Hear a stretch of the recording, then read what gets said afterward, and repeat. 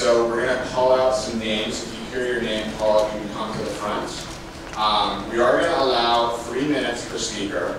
However, we have a large number of speaker cards, so I would encourage you, if you don't need to take the full 3 minutes if you don't need it. If you can summarize your comments very concisely and eloquently, that would be much appreciated. You will have 3 minutes.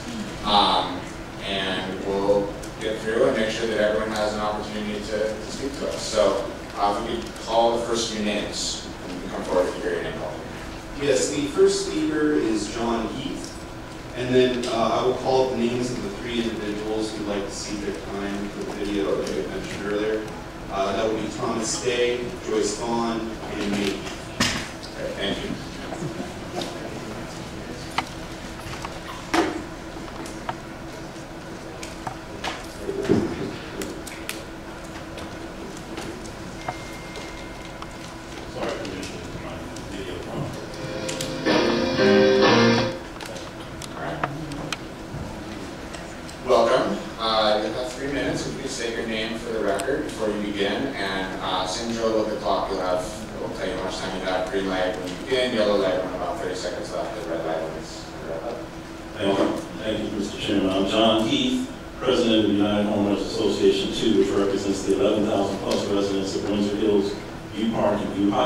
Some of whom are here today with us in response to this dangerous proposal that violates our community norms and standards.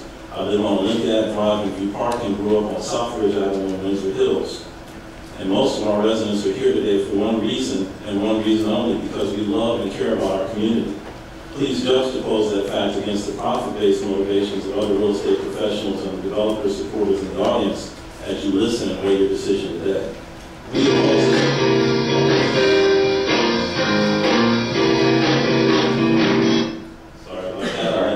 some background music, sorry. I hit the keyboard so that didn't happen again.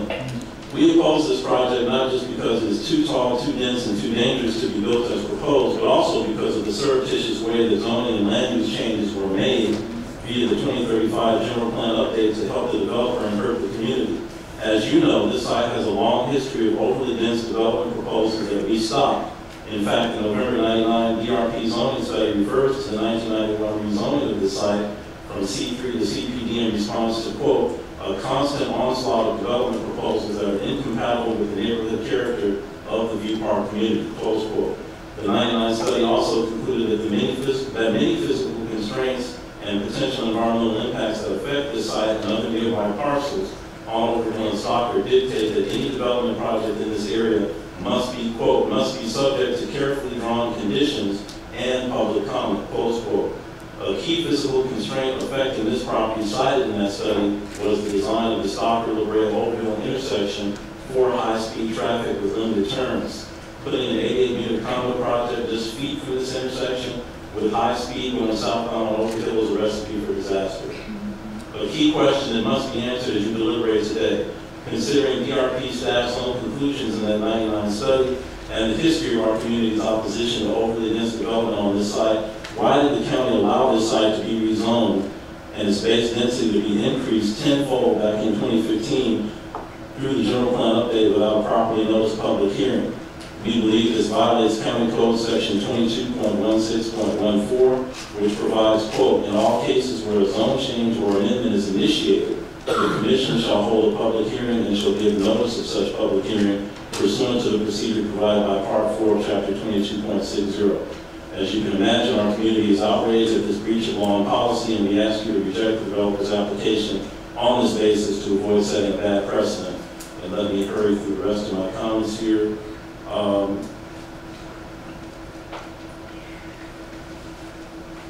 We don't think that the developer has met its CUP burden of proof. In closing, we'd like to see something get built here that is consistent with the surrounding community, complementary to adjacent properties, and that won't add to the current traffic nightmare. Who agrees with me in the audience that this project should be opposed by show of hands? The audience speaks for itself. I'd like to go ahead and press play on the video if you don't mind, since it looks like I'm at the end of my time. And these are residents that live directly adjacent to the project site, just so you know. Thank you. Thank you. I'm born and raised in Los Angeles, and this is a place where when we were in being kids, we used to drive up and say, wow, that'd be nice. And over there. And here I am. You know, this neighborhood is like a diamond in the rough. A lot of people don't even know about. I just love this neighborhood. Great people. It is part of the old Los Angeles. My favorite thing about this neighborhood is people. When I came from New York, I came to this area and I like what I saw. It's quiet, it's peaceful, it's pleasant, it's safe. Everybody has one commonality, they share value. Helpful neighbors, can't beat it. It's pretty quiet, it's cozy. It's super quiet, and that's really the reason why that really sold me on wanting to move here. Neighbors are really warm, the views are beautiful. I think this community is almost perfect. And it's just a great place to raise a family.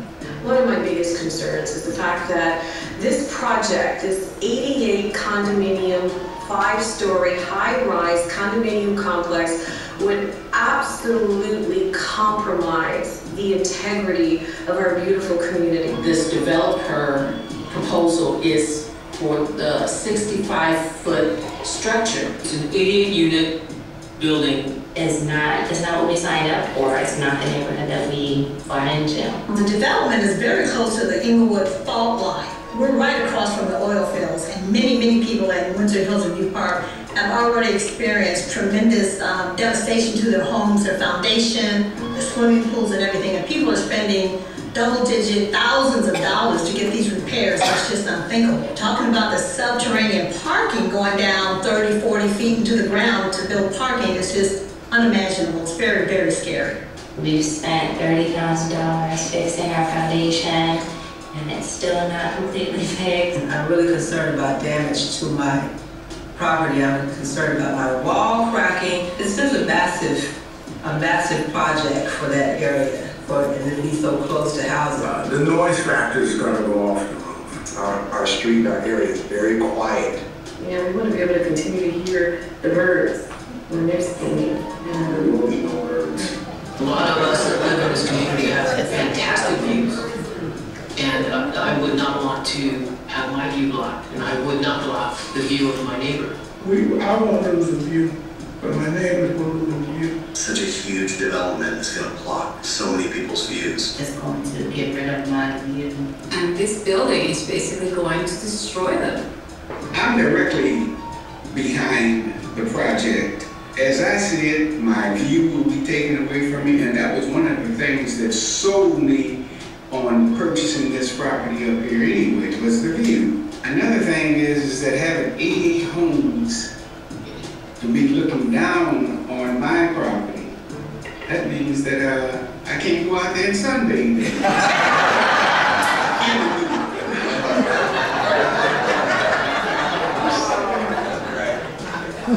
It's going to impact the traffic, just based on how cars are entering and exiting the complex. The traffic, which is going to be off the chart, it's going to be ridiculous. There's going to be a lot more traffic in the area. The traffic, I think it's going to be a very increased amount of traffic in this area. The traffic will instantly triple. It's going to impact the traffic. Getting around LA is difficult enough as it is. With this proposed 88-unit development, times 2 cars, that's like almost 190 more cars going places in the morning and stuff. That's unthinkable. It's going to be a traffic nightmare. The traffic, with 88 new residential homes being placed over there, the traffic would be snarled to the point where it would affect our police, fire, and ambulance services that have to travel in our area. My big fear is that once that door opens, everybody else is going to say, I can build higher. 5 stories, it's so out of harmony with our neighborhood. They're just muscling in on all the wonderful things about our neighborhood, and they're going to destroy that. And I feel like if they built this 5-story, 88-unit complex, it would be ripping apart my identity and my community, which is really important to me. This development could turn our lives upside down. I'm not opposed to them building something on the property, but just not something that big and dwarfing everything. Probably the congestion I feel is going to happen when we in the area. We're not anti-development. What we are in favor of is smart development, and this is a high-risk development in our community that we are opposed to. I'm totally opposed to this particular project that they have going on now. When I say I'm going home, you know, it is I'm going home. You'll see our kids here, their kids here, and so on. So we're not going anywhere. Not planning to go anywhere. I want to stay. I'm not going anywhere. This is where I'm probably going to end up dying. Please do not change our neighborhood.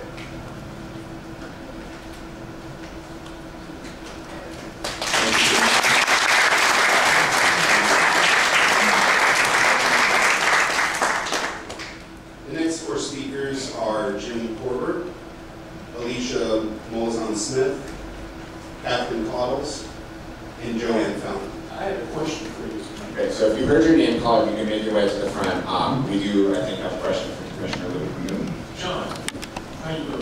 Good, Commissioner. How are you? Good. You said you think that 2035 plan was adopted as development, right? Did you say that? I'm sorry. 2035 plan. What did you say about the 2035 plan? The zoning and land use designation on the site was altered as part of the 2035 general plan update without any notice or feedback from our community. That's our concern. None at all. No, sir. No one, did anyone in this room get any notification of that? No. So that's a big concern. Okay, thank you. I'm going to ask staff to address that later. You want to address that now? I can say that the 2035 general plan is a 30-year in the making update, and for the general plan consistency as far as zoning, property owners are notified, the property owners of the zone change. For the general plan update, again, has been in the making for 30 years, and there were several community meetings that were held in individual areas.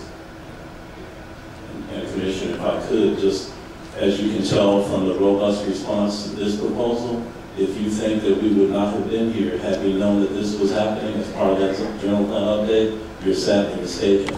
We were not notified that this particular project site was going to have its zoning change and the density moved from 5 dwelling units per acre to 50.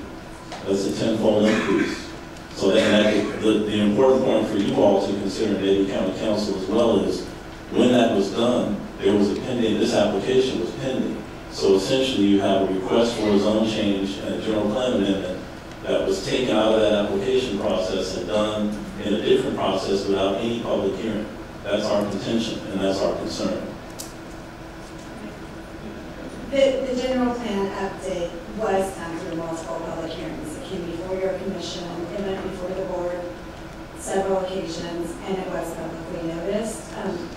It did not, there were, I don't know, someone from the general plan team is here. I don't know how many zone changes there were. There were multiple zone changes. Yeah, that's Mike. We actually have some.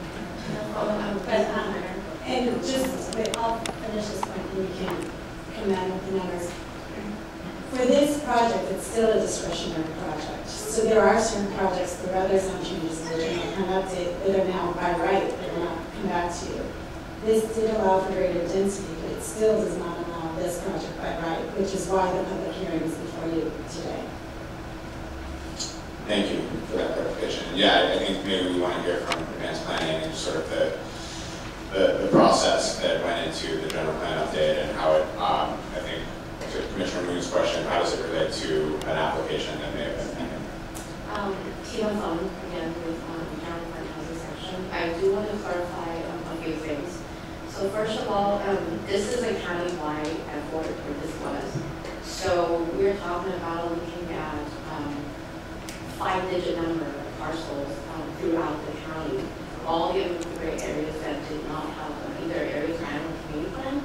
So in terms of public hearing notices for the general plan update, countywide we sent out over 16,000 hearing notices. And specifically for the zone changes, we sent out over 8,500 courtesy notices to property owners whose properties were being proposed to be rezoned in the process. The second thing I do want to clarify is the timeline, the sequence of events. The general plan, as Stephen mentioned, went through a 12 years, if you will, process.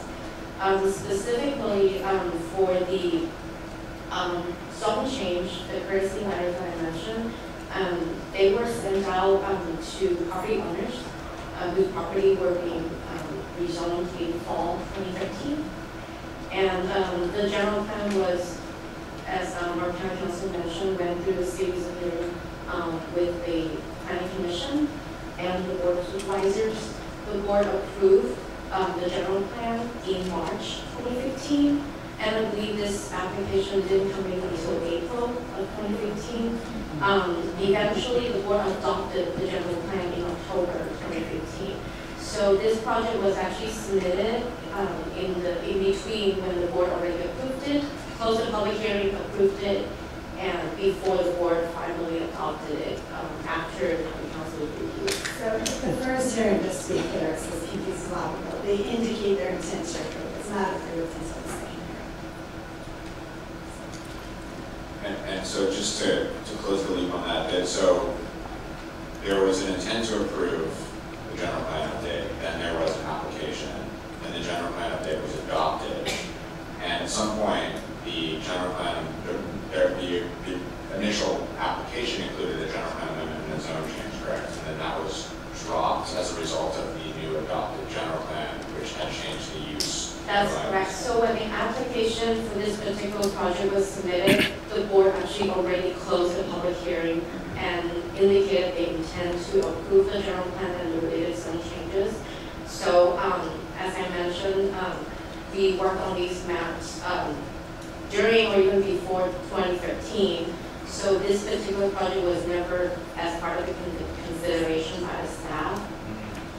The methodology, in terms of the methodology, in the general plan, because like I mentioned, is very general, we only have one pretty much land use destination for commercial, which is the CG land use category. We use the CG land use category to map all the commercial zoning properties in all the unincorporated areas that are in the urban areas.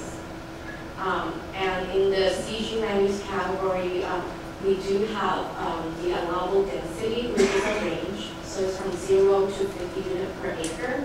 50 units per acre is the maximum. And as Jill mentioned, because the zone is a commercial zone, any residential use is subject to public hearing process. And so that, as part of that discretionary process, that is when the decision maker will determine whether the project should be built at that maximum. But from the general plan point of view, because it's such a macro view, any density that is within 0 to 50 units per acre is considered being consistent with that allowable density in the general plan land use category. Great, thank you for that explanation and some of the history. Do we have any other questions along those lines? Thank you, Commissioner. If I could, just really quickly, all I know is for 40 plus years that site was on C3. It was changed in 1999 to CPD, and the density was reduced specifically because of this concern. And then all of a sudden, your own staff in 1999 talked specifically about these sites around Stockton and Overhill not being suitable for this type of intense development. And then all of a sudden, the density gets upzoned without, as far as I'm concerned, notice. The developer is requesting a zone change and a general plan amendment, and all of a sudden something's not right with that picture. Thank you. Thank you. Thank you. I think we're ready to hear from the next folks whose names were called. So again, if your name was called, feel free to come forward. The first two folks, feel free to take a seat up at the front.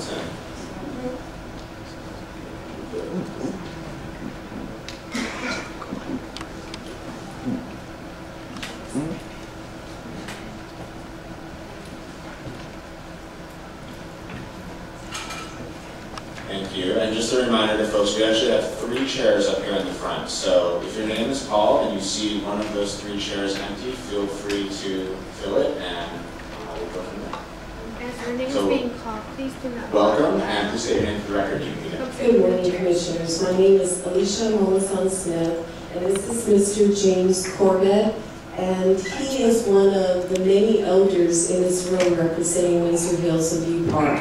He's asked that I read his testimony. It's about a minute. So, good morning. My name is James Corbett, and I live at 5134 Honeycrest Drive in Windsor Hills. I am 89 years old and have lived at this residence for more than half my life, over 53 years. Today I am appealing to you with an urgent protest against the Bedford Group project at 5105 Overhill Drive, literally feet away from my property. To give you a historical frame of reference, we fought and defeated the same development project over a decade ago.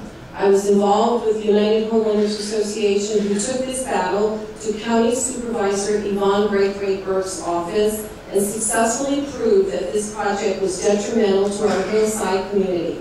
Most of my neighbors who spearheaded this fight have gone on to be with the Lord, but they left a document, a 1999 memo that was authored and written by your very own LA County Regional Planning Office, establishing the need to protect the Stocker corridor from incompatible approaching development like the Bedford Group project due to traffic concerns, seismic fault line danger, infrastructure density, and noise. We believe it was a foreshadowing protection document for what we're seeing today. Unfortunately, the only thing that has changed today is that the situation has worsened, not gotten better. Today, the Bedford Group is seeking approval to build 88 condo units, an increase of units than the plan was 13 years ago. Why? How? The lot hasn't changed in size. Now we're looking at squeezing more units in the same space that Supervisor Braithwaite-Burke agreed would not enhance our community, but rather take away from our beautiful Windsor Hills View Park hillside community known for its views. The infrastructure is worse today, not better. It's older, it's strained, and I've noticed more blackouts and electrical failures in recent years, not to mention water lines breaking throughout the neighborhood with runaway water streaming down Overhill Drive. One of our neighbors in our block had a California American water line break on the hill, causing a deluge of water to run in their backyard and flood their pool with red clay, murky water and debris. The entire backyard was ruined, and the water company worked on their property until 1 o'clock in the morning, borrowing their electricity to repair the worn-out pipeline that caused this damage.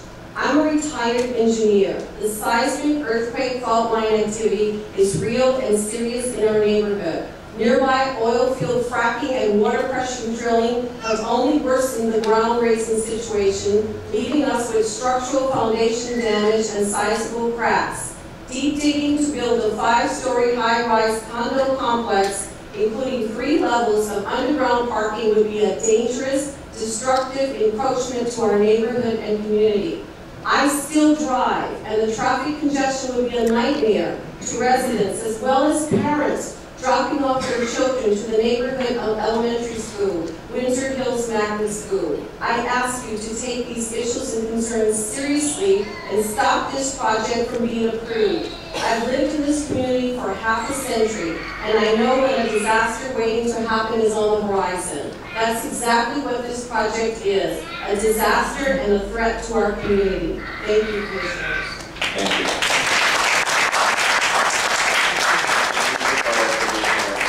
I noticed some of you waving silently in agreement, and I appreciate that, and would like to encourage others to try to do the same rather than applause, so that we can make sure to hear everyone. So thank you again. Thank you for your time. Thank you for your comments.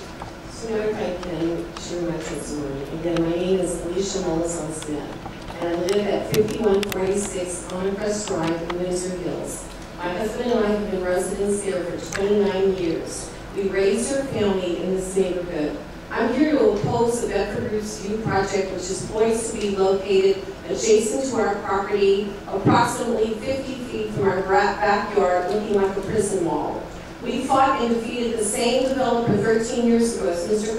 Corbett shared, but here we are again with the same issues of concern, only today it's exacerbated concern. One of my biggest concerns with this project is the seismic earthquake fault line. I'm not a geologist or a scientist, but I've lived in this neighborhood long enough to realize we live in a vulnerable ground-moving area because of the Newport Inglewood fault. We've actually had a geologist come out to our neighborhood and admit that many of our homes would not have been built today based on the laws and regulations on the book. Our community took a brutal beating from the oil field across the street during their aggressive fracking period. In the summer of 2012, we saw ground movement rise up and erupt on our block, higher than a speed bump, and travel across Overhill and into our elementary school's playground. Public Works was in our neighborhood almost daily, attempting to level the bump and address the problem. The problem was the finger fault, which is called a graben. The graben had begun to raise up, we believe due to fracking, since there was no significant earthquake activity during this period. 2 bungalows at Windsor Hills Magnet Elementary School had to be removed because they were housed on top of the graben or finger fault. Today the bump is back on our street and on Overhill. I've talked to parents at the elementary school who are frightened about sinkholes in the playground that are constantly being filled by maintenance workers. We can't ignore that something is going on under our ground and it needs to be addressed. An 88-unit, 5-story condominium complex with 3 levels of subterranean parking located directly across the street from the school is a dangerous, calculated risk. The digging and excavation alone could reveal hidden gravens as well as toxic gases. Per the Elquist Priolo Act of 1972, a property cannot be built within 50 feet of an active fault line. While the View building is not within 50 feet of an active fault line, we do know that there's a visible graben that runs through the entrance of the property. We were able to create an overlay of the satellite image of the earthquake fault line along with this visible graben over the actual View building plans. We will email the superimposed image to each of you. This is way too close for comfort. Everyone who lives in Los Angeles knows, according to seismologists, that we are way overdue for a massive earthquake. If a dense building like this was constructed with 88 units in a squeezed-in environment with only one way out, gridlock alone would be catastrophic. I was born and raised in New Orleans, and I'm very familiar with the catastrophe that hit my hometown, Hurricane Katrina. What's unthinkable is that the worst natural disaster in the history of our nation, which resulted in over 1,000 lives lost and thousands of homes destroyed due to flooding, could have been significantly mitigated. It wasn't the Katrina winds that caused this horrific damage. By the time the hurricane hit New Orleans, it had lessened from a level 5 to a level 3. It wasn't even the waters of the Mississippi River or Lake Pontchartrain. It was the 3 levees that run like arteries in the Crescent City that broke, leaving a sea of destruction caused by a screw-up as well as a cover-up on the part of a government agency, the Army Corps of Engineers. I'm sorry to interrupt, but we're over your 3 minutes pretty significantly, so if you could just give one concluding thought and then we can move to the next person. Thank you. Got it, absolutely. I know it's a short 3 minutes. Absolutely, I understand. The other catastrophe that we experienced was the 1963 Baldwin Hills Dam, another situation that could have been severely mitigated by government agency that represent us. So in closing, I would just like to say, Commissioners, please don't ignore us. We represent voters, we represent donors, and we represent a community of people who have made vast contributions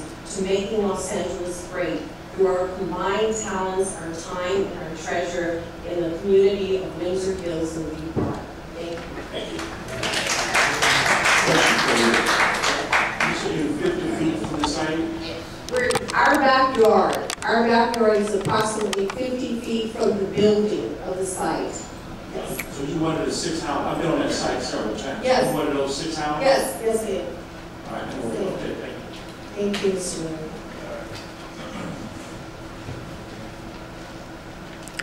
Thank you both for your comments this morning.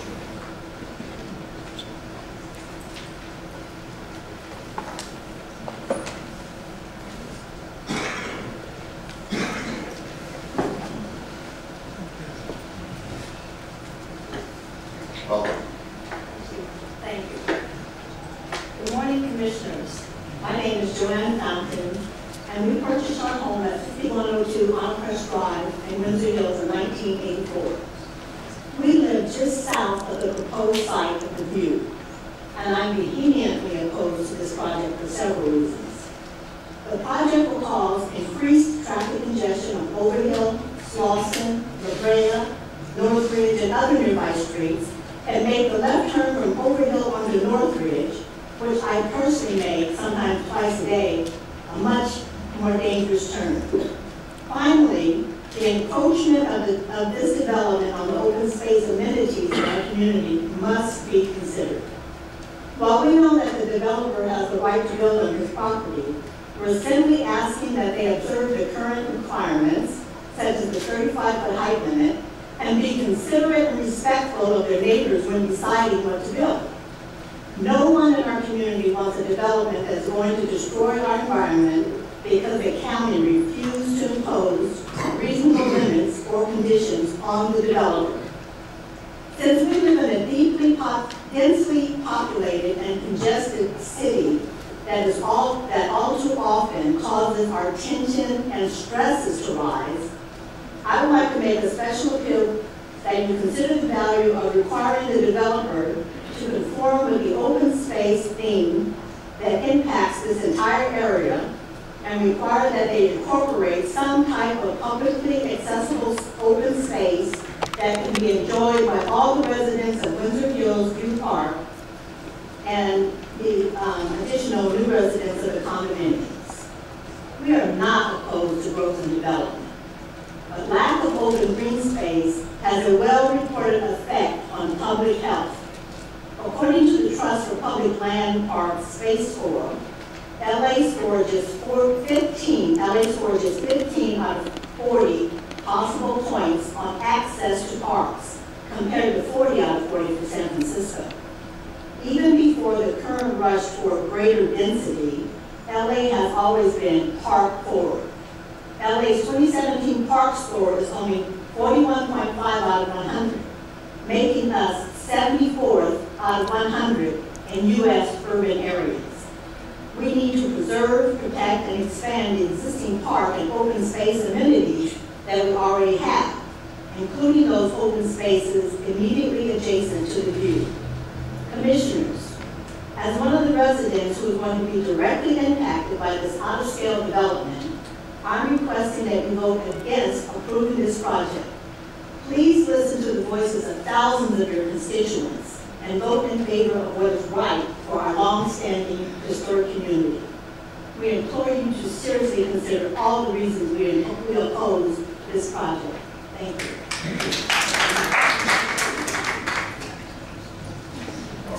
Good morning, Commissioners. I'm Catherine Cottles, and I've lived in View Park for 50 years. I raised my family there, and I still live there with my husband, and we enjoy the peace and quiet of the neighborhood. One of the things that I'm vigorously opposed to about this project is the 65-foot height, and most particularly the fact that there is only one exit from the project, and that is a right turn that moves southward on Overhill. What happens there is that the traffic moving southward would, without a doubt, turn on Northridge and travel through the residential neighborhood. It will come through View Park. And people already are beginning to speed through there. And it has reached the point where we want it to stop. Enough is enough. And we can't really tolerate more cars.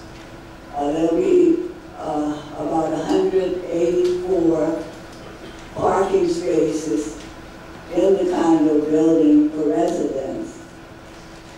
And we just can't accommodate that many cars in the neighborhood. The peace and quiet will go, the safety and health of the residents. The Bedford Group and the traffic engineer recognizes that this will be a problem for the residential area. So they are planning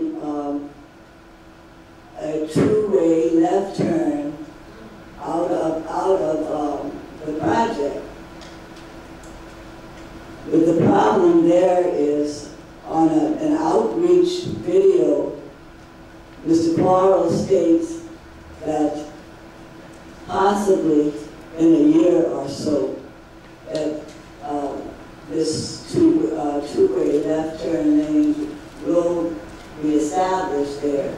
Well, in a year or so, that means that the neighborhood has to absorb all of this terrible traffic, and we just cannot afford it. Besides, I've spoken to supervisors from Public Works and many people there, and they say that the developer has to fund that project. But I also learned that if he's given the time of a year or so, that he's completely done with the project. They can't hold him to it. So who has to pay for it? Right. Yeah. The taxpayers will be paying for it, and that is terribly unjust. So I'm asking, in the review, it says that, in the report, it says that it has to be done, but it's not written out clearly.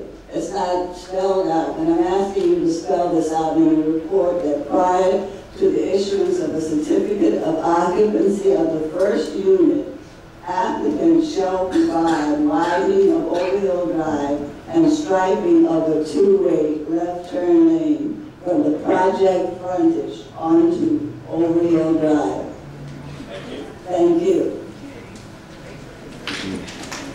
The next four speakers are Dolly Harris, Anya Hayes, Hope Williams, and Tony McDonald Taylor. If you hear your name called, please come forward, and the first three to get up here can feel free to take these three front seats. Look forward to hearing what you have to say.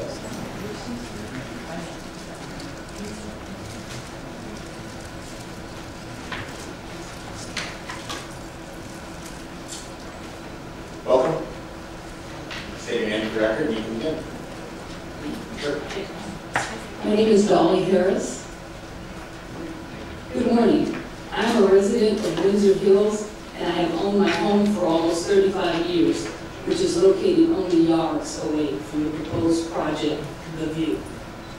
All of the homes within the area surrounded by Overhill on the east, La Brea on the west, and Slauson on the south are one and two-story single-family homes. I am opposed to this 5-story, 88-unit housing project with 3 levels of parking called The View, which would ironically block the views of several of my neighbors and ruin the serenity of a quiet and peaceful neighborhood with single-family homes. My concern is that most of the homes in Windsor Hills were built in the 1940s, and that means our infrastructure is basically 80 years old, which includes electrical wiring, the underground gas, water, and sewer lines. As homeowners, we're responsible for maintaining all of our gas and water lines on our property. However, our sewer line responsibility extends from underneath our homes to the middle of the street. The 88-unit, 5-story project will have to be linked to our 80-year-old infrastructure. The Bible tells us in Matthew 9th chapter 17 verse, what happens when you pour new wine into old wineskins? The wineskins burst, the wine will run out, and the wineskins will be ruined. Replacing the sewer line can cost anywhere from $12,000 to $50,000, depending on how much of the line you have to replace and how deep the plumber has to dig, which could be down to 25 feet. And this cost is not covered by insurance.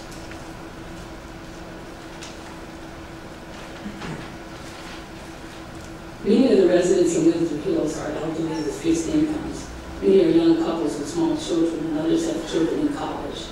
To incur a cost of this magnitude for a new sewer line as a result of The View, connecting a sewer line that will accommodate 88 additional families would be devastating for our 80-year-old sewer lines and catastrophic for the residents of Windsor Hills.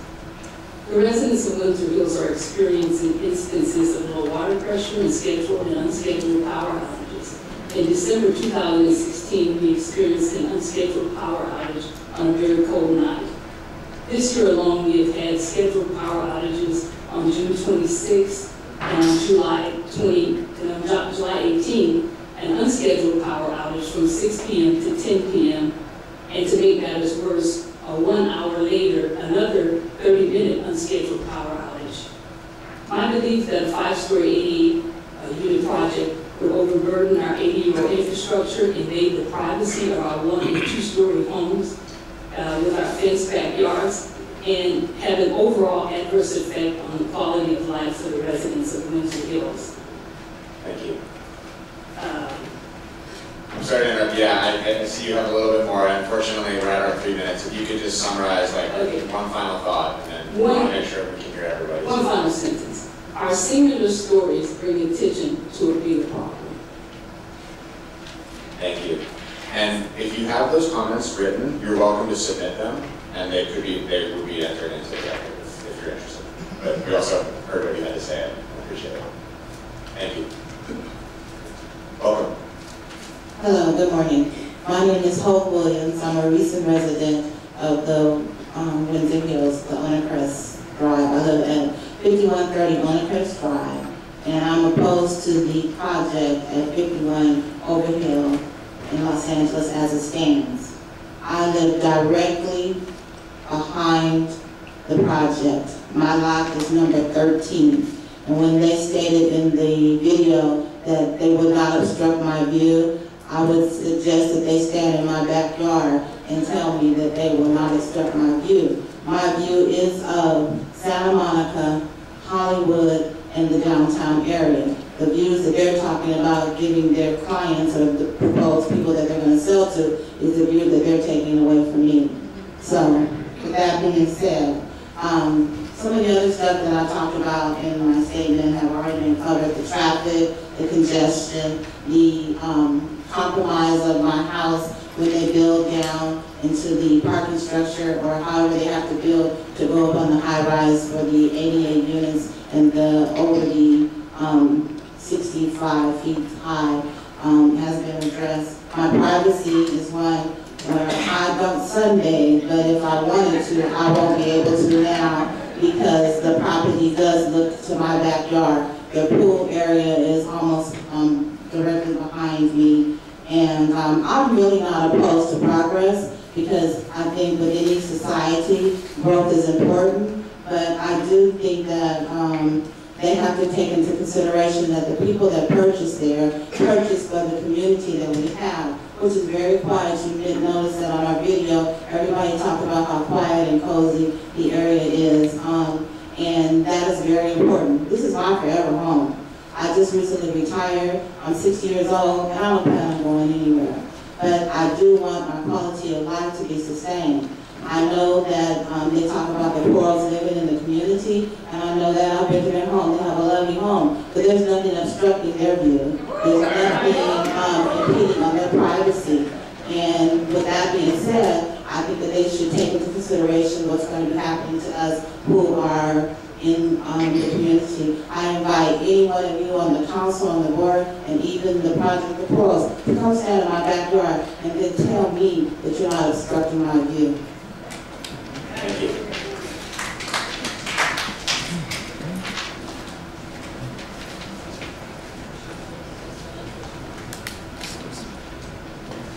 Good morning. My name is Anya Hayes, and my name is Sasha. Thank you for the opportunity to voice my opposition to the redevelopment. I am an 8-year resident of Windsor Hills, and I would like to speak to you specifically not just as a homeowner, but as a representative of the hundreds and thousands of local Camden County residents that use the trails and parks that surround the proposed development. The location surrounding the development has been an area that the county, its citizens, and partners have invested heavily over the last decade. The Park to Fire project was completed this year with the completion of the trailhead at the corner of Stocker and Oakland. This Park to Fire project was created to connect parks, trails, and open spaces of the area.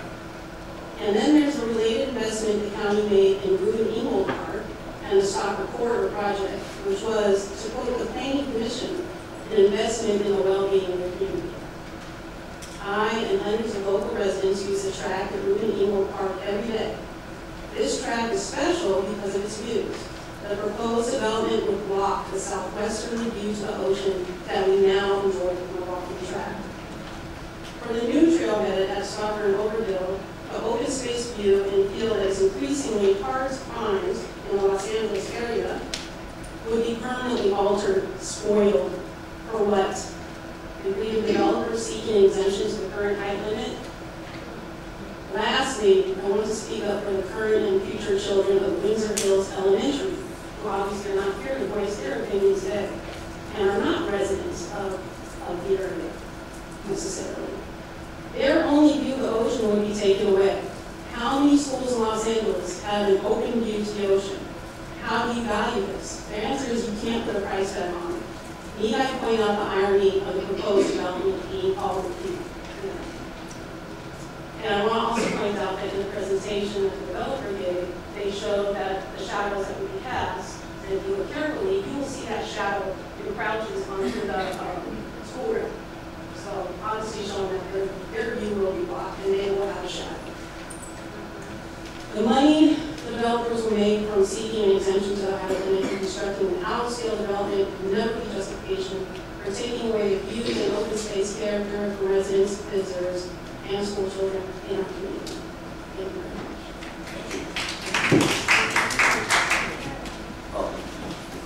Good morning, Commissioners. My name is Tony Hamilton, Vice President of UHA2. I have been a resident of the Windsor Hills community for over 40 years.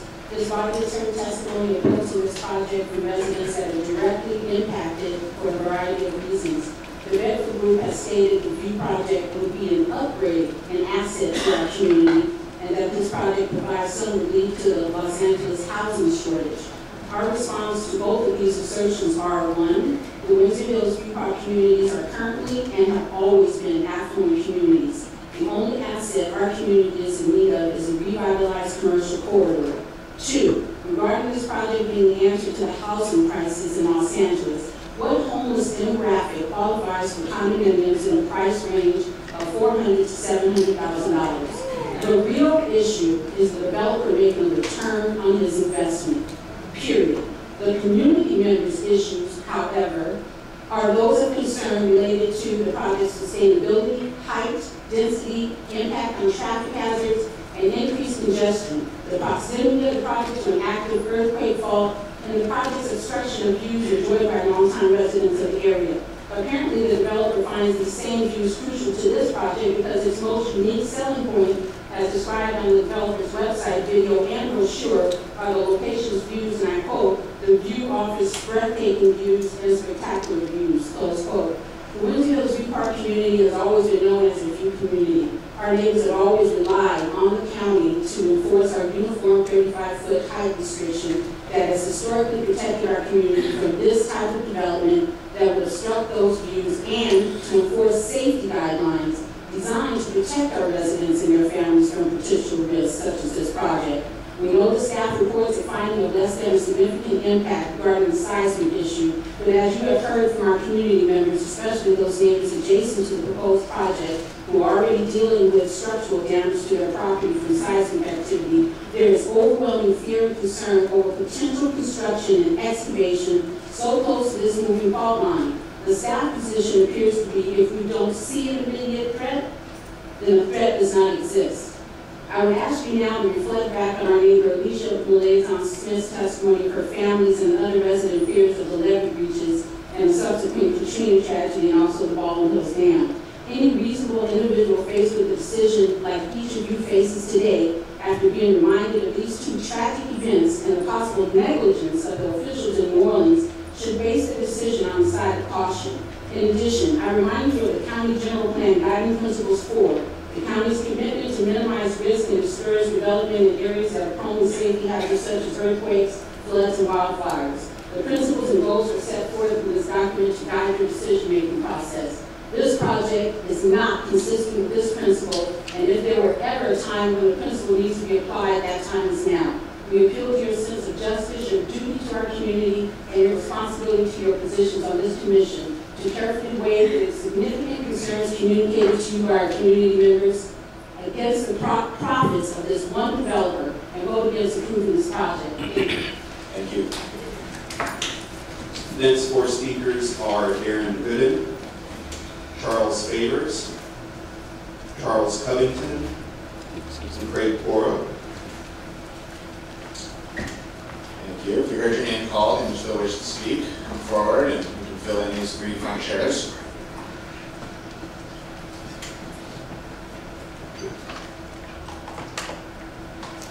Welcome. You can say your name for the record. You can go ahead and begin. Excuse me. Yes. Thank you for today. My name is Darren Gooden, and I will ask all the commissioners to take a look at the people in the room today. I guess the other question will be asked, take a look at who's not in the room today, who's not represented. We talked about a generation, but my generation hasn't been spoken about. I represent the working middle class individuals that live in this community, and I couldn't be here today. Why? Because we're starting our family, we're just taking care of our family, we're just starting our careers, and some of us are recently out of college. So I represent that community, and although we're not here, the numbers will not be sprinkled throughout this room today. There's not entry-level housing in this community for ownership opportunity, not 60 years of leasing opportunities, ownership opportunities. Homes in this neighborhood are over $1 million. You need $400,000 cash to buy into this neighborhood. Lenders only lend up to $636,000. So what about my generation that's being displaced, that's being pushed out of this neighborhood that we grew up in? We should have an opportunity to buy back into our community, and this development offers that. Now, yes, I'm with the applicant, I work with the applicant, but I'm also a member of this community. Now, a lot of people have been texting me, people have even left here today that they go back to work. And they can't be here to vocalize their support for this development. We've submitted over 300 petitions to support this development, and what we're doing is providing ownership, a home ownership opportunity for our generation. And what we can do with this development and condos that we purchase is leverage that into one of those homes, to buy a home later down the road. Because the ability to save money in this economy cannot outpace the appreciation of this neighborhood or in LA, period. And so we just don't have those opportunities, and we should demand more housing opportunities like this in our community.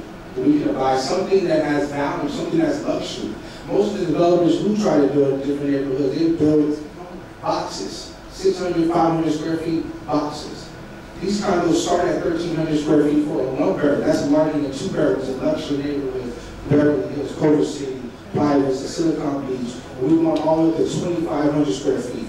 We're having hybrids of a house and a condo that we're delivering to a market, to a demographic like myself, of young professionals that want this. And we're seeking this type of housing opportunity, but it's not here. We have to compete with people who are already at their peak. Most people who spoke today are already retired. They're already on their home. They bought their homes years ago. And you heard them. They're not leaving. They're not moving. They're going to their home. So where do we go?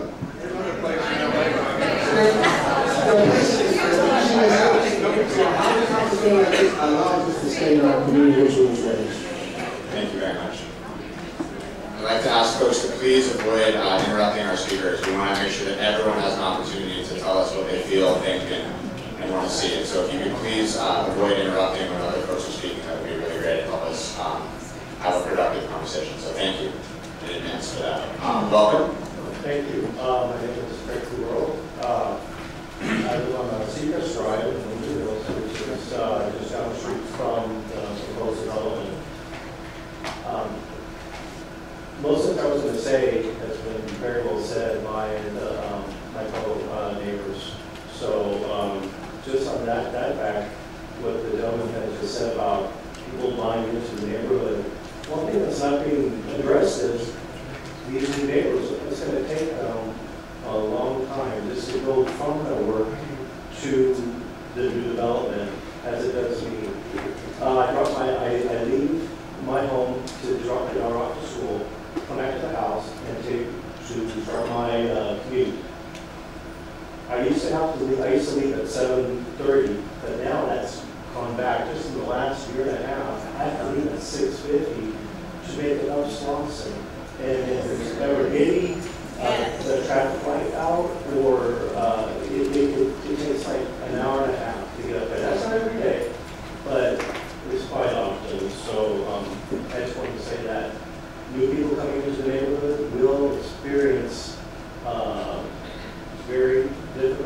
traffic, and it's going to impact all of the residents who are living here. Also, I could just take a moment to read this. We and our families before us chose to settle and invest in Windsor Hills View Park because of the beautiful homes and the unique tranquility from a product predominantly single-family homes. The environment of the View Park Windsor Hills Baldwin Hills area. The Baldwin Hills area is as a whole, truly unlike anywhere else in Los Angeles. And the intersection and danger of development is a focal point of that uniqueness. With the lack of park and open space in the surrounding areas, this is the one area, this is the one area that provides not only a beautiful location for physical activity, but also is a visual open space conducive with the park settings. While walking or even sitting in one's vehicle, waiting to pass beyond the special place, it's the hills, the trees, and the openness that one focuses on, and enables one to truly appreciate this unique location. This is here for us. My family has lived within a marvelous location for over 70 years, and it's my wish that 70 years from now, my descendants will be able to enjoy the same open locations we do today. Yes, there are commercial buildings in this location, but being only single-story structures, they do not overpower the natural setting as mentioned above. Should the View project go forward as proposed, tens of thousands of local residents will be denied the unique urban nature setting that is this intersection and its surrounding parks. And as a replacement, the focal point would then be within the infrastructure of the 5-story condo complex. It will become Fairview and Miami. Thank you.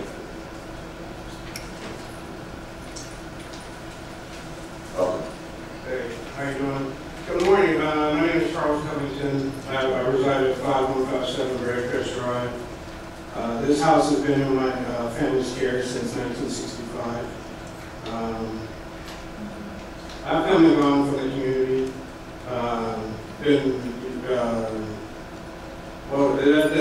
The speaker before last just got me a little fries over here.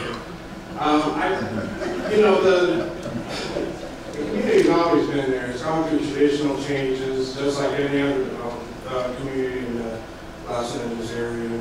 I mean, it depends on the value. I think this project is going to devalue our community, if anything, not appreciate it. It's you can see here the before and afters. We have vacant lots throughout our community. Some of them have challenges, some of them don't. I personally worked in the regulatory commission building department for over 10 years, not in this community, but another community. So I have experience dealing with developers and contractors and the developer type. And let's say they're primarily looking for their capital gain. And their capital gain is not going to be our neighborhood's loss. So as you can see here, the building is very close to the residents. I mean, yes, they pushed it as far north as they could, but that doesn't really alleviate the problem of it encroaching into our neighborhood just south of it. As you can see here, it's estimated the height of the building, but you get the view of them looking down in our neighborhood. And how can you tell me that that's not going to diminish our quality of life? I don't know how you can say that. I walk up this hill every day with my dog, and that's the view I'm going to have. This is Honor Crest going north. You're going to tell me that that type of intrusion is not going to be detrimental? I've never seen that. There's a reason why we have a 35-foot height limit, and that's so that things like this don't come up and intrude into the neighborhood. Like I said, I've had over 10 years experience dealing with this, and I've gone to school for design, so I know what I'm talking about. It's not that I feel this is going to be detrimental. I know it is. So that's all I have to say. Thank you very much. Thanks.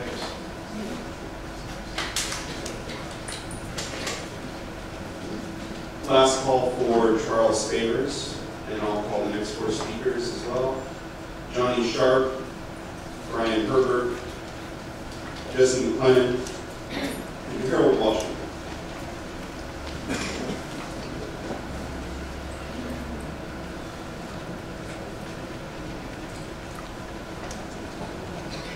First three folks who make their way to the front can have seats.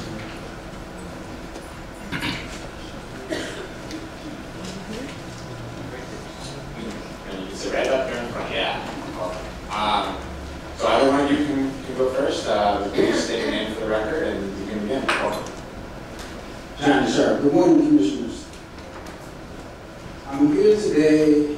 I have a real estate background, so I have sympathy for everybody on both sides of the fence. So let's just start there. We know progress is going to happen regardless to whether we stop it or we move forward. It's going to happen. So that's the first part of my story. It was mentioned earlier about 5 stories being a high rise. That's incorrect. 5 stories is actually a low rise. That's my first point. The second point I'd like to make that in the area, you mentioned that houses are $1 million and above. So if we're looking to build affordable housing to allow others into the community, you do have to open the door for a little bit lower priced housing of a quality nature. I am an advocate for veterans. I love veterans. Now I understand, and I like to applaud the Bedford Group for allowing a 5% moderate housing. I believe the student state that was increased to 10%. Now with that in mind, if that's the case, that means increased allowability for veterans to actually live in these types of houses. So I applaud this with all the times. Thank you, gentlemen. Thank you. Thank you. Commissioner Lewis? Sir? Excuse me, sir. I think we actually have a question from Commissioner Lewis, if you don't mind. Okay. You mentioned 5% versus 10%, and I just wanted clarification. Is one of the conditions that's been agreed to a 10% commitment to the 140%? It is. So we're requesting 10% for middle income, 140% of the area median income.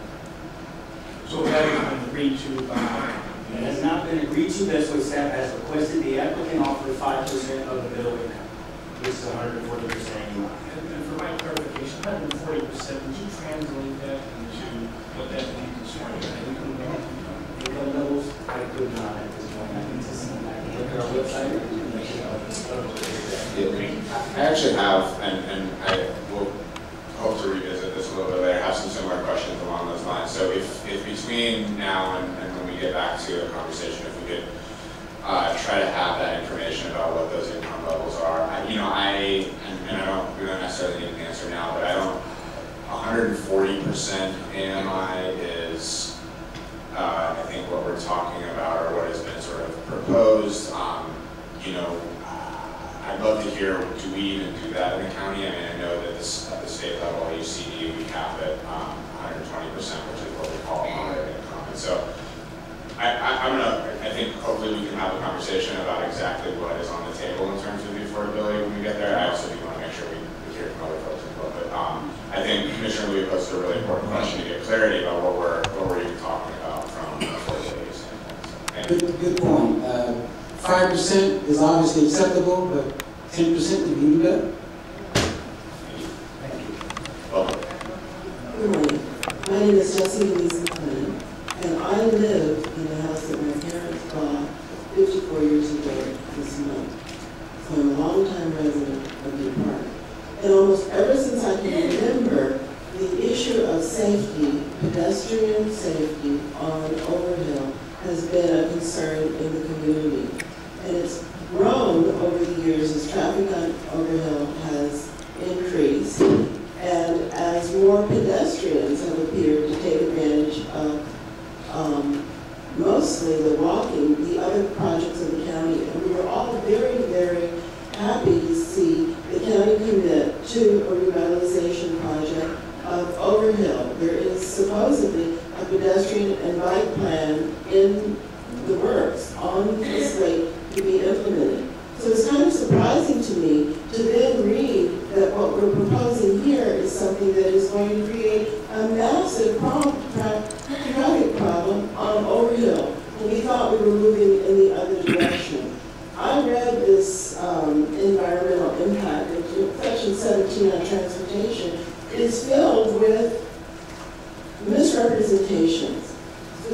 at points D and E, when they talk about whether it's going to substantially increase hazards. Well, there's no way that it cannot. You cannot have, I'm going to do a minimum of 88 cars pouring out of an apartment complex onto Overhill, which is already part of a known grid problem from the Slauson, the westbound Slauson problem.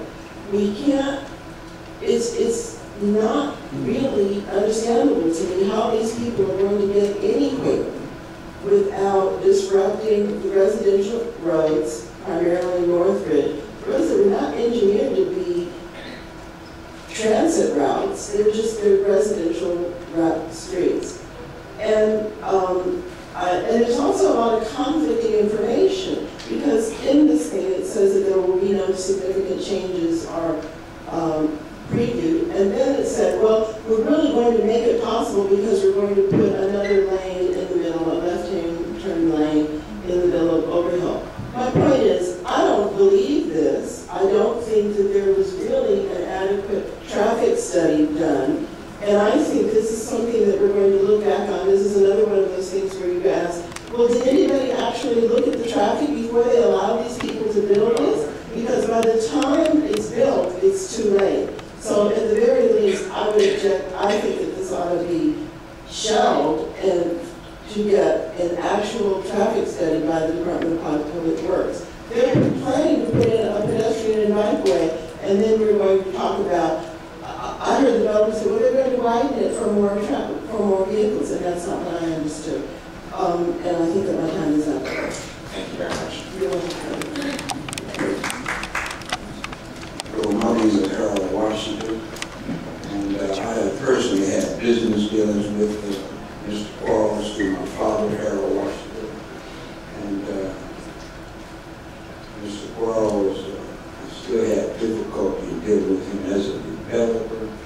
We still had to follow a court order, which is one thing. But the fracking that is going on in our neighborhood. And also, you talk about the Inglewood fault, but yet there's the San Andreas fault and the La Puente fault that has yet to go off yet. And the ingress and egress, each one of y'all took out your pen. The ingress and egress is only going south. And all the traffic right now is bottleneck. We live on Valley Bridge. And if you turn left on North Bridge and Valley Bridge, we have tremendous traffic, especially when the children come back to school. I asked the highway patrol to be here too. I like for you guys to get an impact study from the highway patrol, but we constantly having accidents in and around North Ridge, Valley Ridge, North Ridge to the south. North Ridge to the west also. Because if they turn out North Ridge to the west, we have La Brea. And if they want to go on La Brea, going south, they'll be unable to because of the traffic flow. That's a big thing. I don't believe, you can put in here a misnomer, I don't believe that Quarles won't be able to park anymore. It will be bankrupt. And saying that the lady asked about a certificate of occupancy before it is completed, that's definitely what we need. And he also talked about the blighted area is blighted because he has to clean up the trash that's already on the property. So I disagree, and I wholeheartedly am against this project because of the children and at Windsor Hills community. We've been in the area for 50 years, and we have a business there, but my children, grandchildren, all went there. And this will be a travesty if this man is allowed to build this project. Thank you.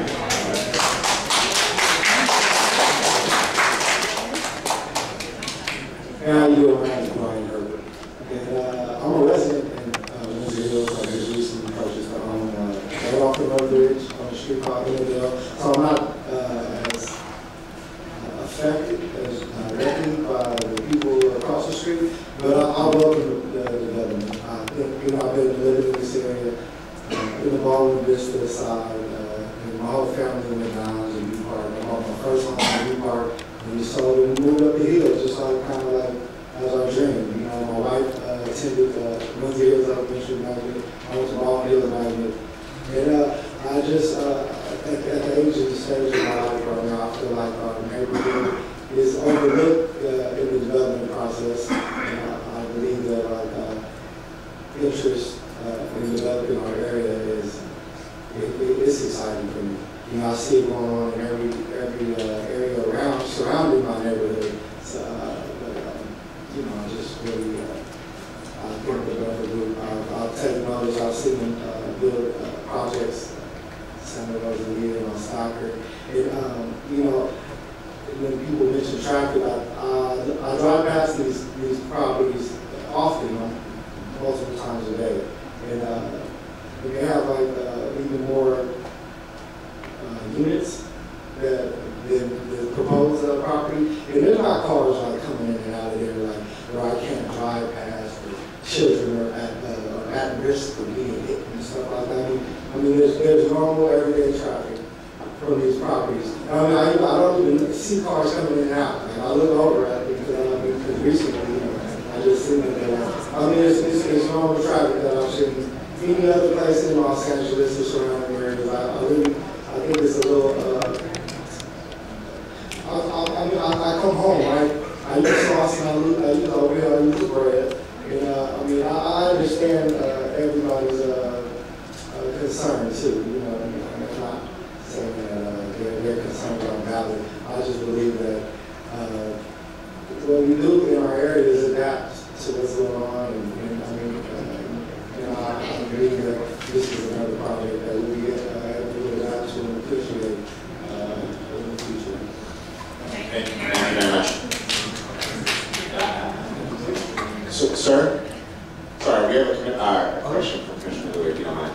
And actually, it's sort of a follow-up.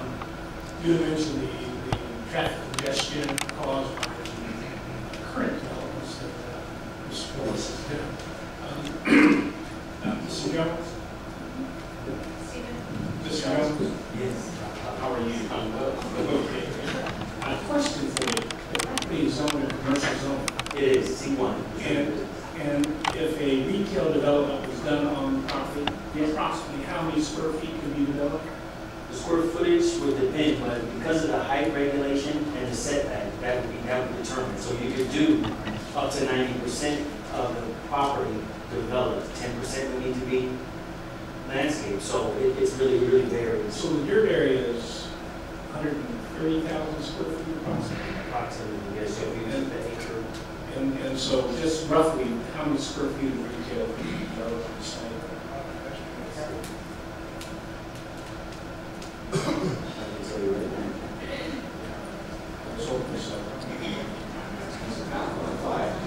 A little over 72,000 square feet. And the county requires 5,000 parking? 5 for 250, so for every 250 square feet, one space, so it's 5 for 4,000. And so how many parking stalls would that be? 4 times 7? 288. 288 parking stalls. And so that 72,000 square feet would encompass all that. Right. So 288? Yes. Parking stalls. Correct.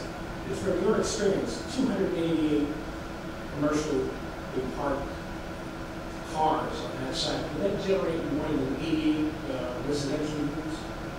The required parking for 88 is 100 and less than 190. So yes, 288 cars versus 190. So my point is that if the property by right was developed out for commercial purposes, the impact would be greater than the commercial property. Yes. Before we call the next round of speakers, I think we're past due for our hourly break. So we're going to take a 5-minute recess, and then we'll come back and hear from more folks. Thank you.